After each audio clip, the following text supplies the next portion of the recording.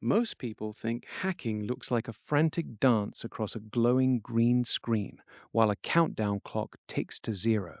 In reality, hacking is just a very persistent form of creative problem solving that rarely involves a single line of scrolling neon text. At level 1, hacking is basically just being a nuisance. This is the script-kiddie phase. You aren't writing code, you're downloading a tool someone else wrote.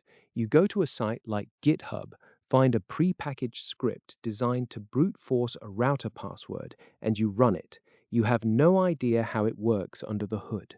You're just pointing a digital shotgun at a locked door and pulling the trigger. If the router uses the default password, like admin or 1234, you're in. You feel like a genius, but you've actually just walked through an unlocked gate.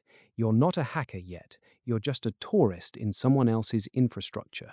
At level 10, things get more technical. You move away from automated tools and start learning the language of the web.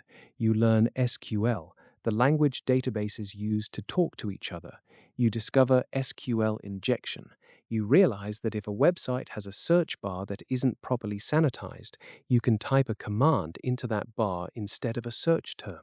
If you type the right string of characters, the database might dump its entire user list right into your browser. This is the 2008 Heartland Payment Systems breach level.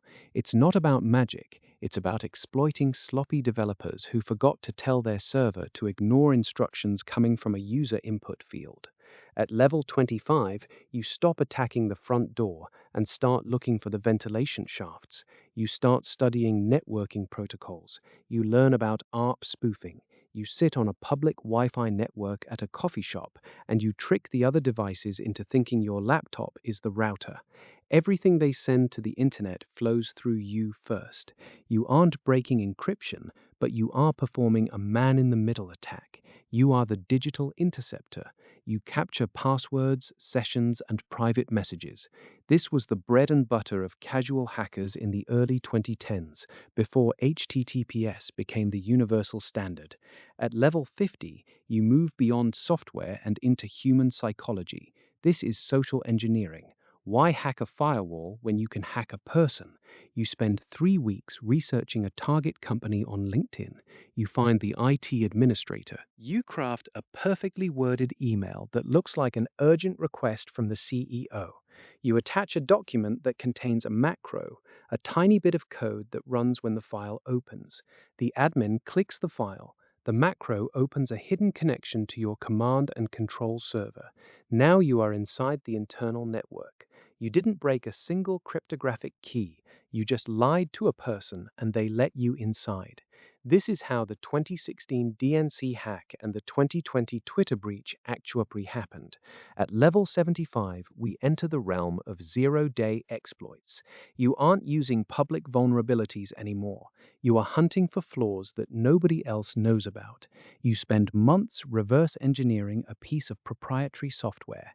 You are looking for a memory corruption bug, a tiny oversight in how the program handles data. When you find it, it is a gold mine. A single zero-day exploit can be sold on the black market for over $1 million. This is the level of Stuxnet. In 2010, the US and Israel used a series of 4 zero-day vulnerabilities to jump the air-gapped systems of an Iranian nuclear facility. It was a digital weapon so precise it could tell centrifuges to spin until they tore themselves apart, all while reporting to the operators that everything was perfectly normal. At level 90, you are looking at supply chain attacks. You don't hack the target, you hack the companies that the target trusts. Think about SolarWinds in 2020. Hackers didn't attack the thousands of government agencies using the software. They attacked the software provider. They inserted malicious code into a legitimate software update. When the government agency hit update, they installed the hacker's backdoors themselves. You have effectively turned the victim's own maintenance schedule into a weapon. This is the art of invisibility.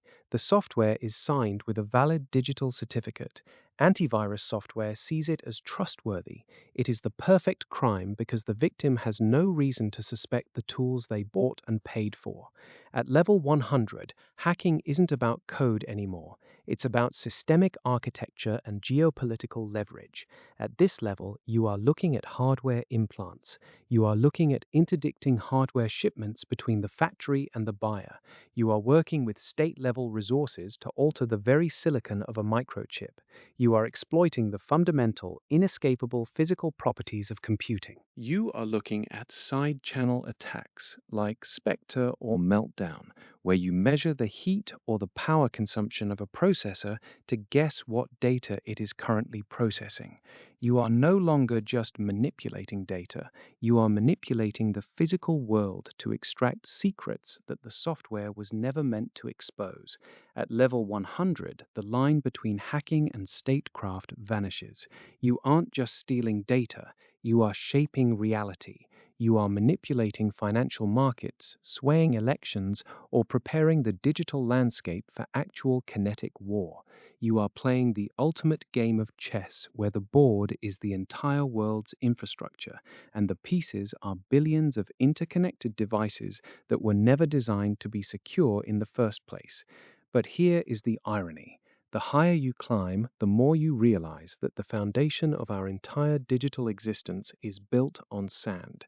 We have spent 50 years building skyscrapers of complexity on top of foundations of pure convenience. We value speed and connectivity over security every single day. Every new level of hacking is just a reminder that the system wasn't broken by these people. It was designed this way from the start. We are all living in a house of cards, and the hackers are simply the ones who finally noticed which cards were loose. If the world is a system, then hacking is the realization that no system is ever truly closed.